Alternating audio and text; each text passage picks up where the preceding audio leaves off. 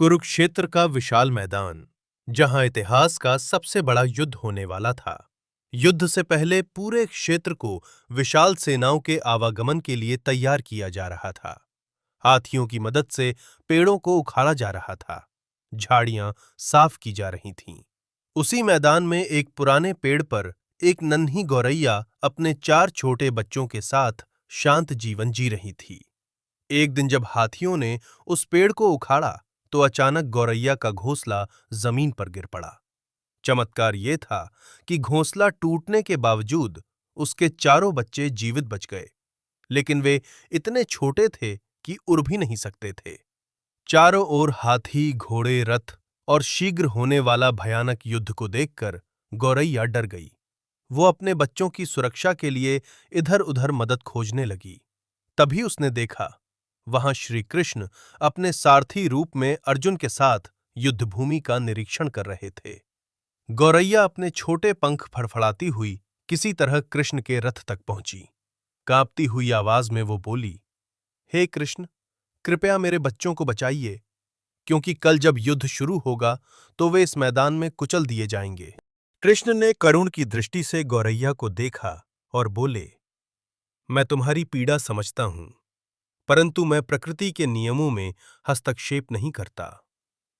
गौरैया ने सिर झुकाया और बोली, हे प्रभु, मैं जानती हूं कि आप ही मेरे उद्धारकर्ता हैं।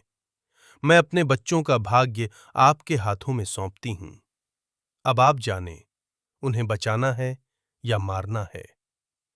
कृष्ण शांत स्वर में बोले, काल चक्र पर किसी का वश नहीं है। गौरैया ने पूर्ण श्रद्धा से कहा, प्रभु, आप कैसे और क्या करते हैं ये तो मैं नहीं जानती, पर आप स्वयं काल के भी नियंता हैं ये मैं अवश्य जानती हूं। मैं स्वयं को और अपने पूरे परिवार को आपको समर्पित करती हूं। उसकी श्रद्धा सुनकर कृष्ण बोले, तुम अपने घोंसले में 3 सप्ताह के लिए भोजन इकट्ठा कर लो। ये सब देखकर अर्जुन ने गौरैया को हटाने की कोशिश की। गौरैया ने अपने पंख फुलाए और कृष्ण की ओर देखा और फिर अपने बच्चों के पास लौट गई। 2 दिन बाद शंखनाद हुआ। युद्ध आरंभ होने से ठीक पहले कृष्ण ने अर्जुन से कहा, अपने धनुष और बाण मुझे दो। अर्जुन चौंक गए, क्योंकि कृष्ण ने तो युद्ध में हथियार न उठाने की शपथ ली थी। फिर भी उन्होंने श्रद्धा से धनुष सौंप दिया। कृष्ण ने एक हाथी को लक्ष्य किया। तीर चला, लेकिन हाथी गिरा नहीं। तीर सीधे उसकी गर्दन में बंधी घंटी पर लगा और घंटी टूटकर जमीन पर गिर गई। अर्जुन मुस्कुराने लगे। 18 दिनों के भयानक युद्ध के बाद पांडवों की विजय हुई। युद्धभूमि लाशों और टूटे अस्त्र शस्त्रों से भरी थी। कृष्ण अर्जुन को एक स्थान पर ले गए। वहां एक टूटी हुई हाथी की घंटी पड़ी थी। कृष्ण बोले, अर्जुन, कृपया ये घंटी उठाइए।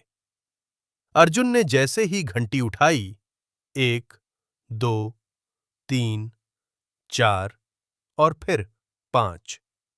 4 नन्हे पक्षी और उनके पीछे वही गौरैया घंटी के नीचे से सुरक्षित बाहर निकले। मां और बच्चे आनंद से कृष्ण के चारों ओर मंडराने लगे। 18 दिन तक वो टूटी घंटी उनकी ढाल बनी रही। अर्जुन की आंखें भर आईं। वे बोले, क्षमा कीजिए हे कृष्ण, आपको मनुष्य रूप में देखकर मैं भूल गया था कि आप वास्तव में कौन हैं। कृष्ण मुस्कुराए। इस वीडियो में बस इतना ही। मिलते हैं अगले वीडियो में। तब तक के लिए जय श्री कृष्ण।